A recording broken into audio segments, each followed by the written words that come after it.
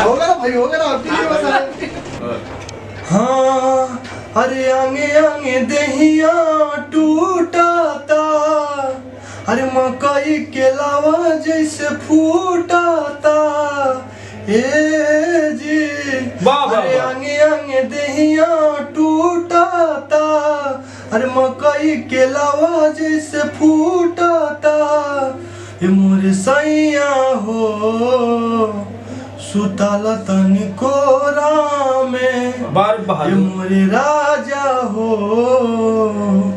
सुताला तनिको रामे रोज जाके सुत जाला दूरा, अरे होला कहियो सबक नहीं पूरा, रोज छू के हट जाला हमके कम रह जाला आधा अधूरा, रोज जाके सुत जाला दूरा कम रह जाला आधा अधूरा।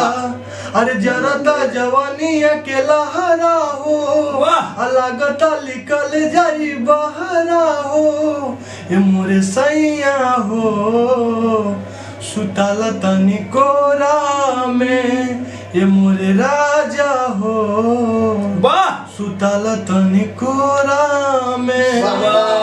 क्या बात। आप लोग भी सुनो, आप लोग थोड़ा कोशिश करो, आप लोग भी करो, अच्छा लगे आप गा लोगे क्योंकि भाई ये भी बहुत अच्छे गाते हैं। अंग अंग दहिया टूटता, मकई के लावा जैसे फूटता ए जी। अंग अंग दहिया टूटता, मकई के लावा जैसे फूटता मोर सैया हो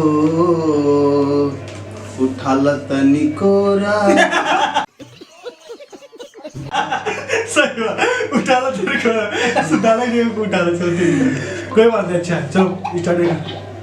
मोर सैया हो सुताला तनिको रामे, अंग अंग दहिया टूटता, मकई के लावा जैसे फूटता।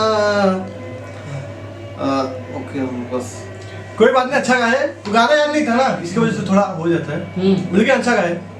हाँ पढ़ा। अंग अंग दहिया टूटता, मकई के लावा जैसे फूटता ए जी। अंग अंग दहिया टूटता, जियो से मकई के लावा जैसे फूटता जा रहा तक मोर सैया हो सुतल चाहे कोरा में मोरे राजा हो। क्या बात है यार, सुतल चाहे कोरा में तो मोरे राजा हो सुताला चाहे बोरा में।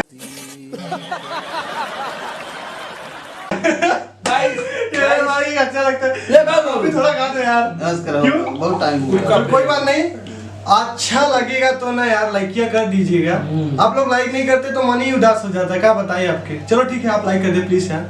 Love you all. Okay, bye bye. फिर से अगली वीडियो में मिलेंगे। Happy Holi all everyone, by.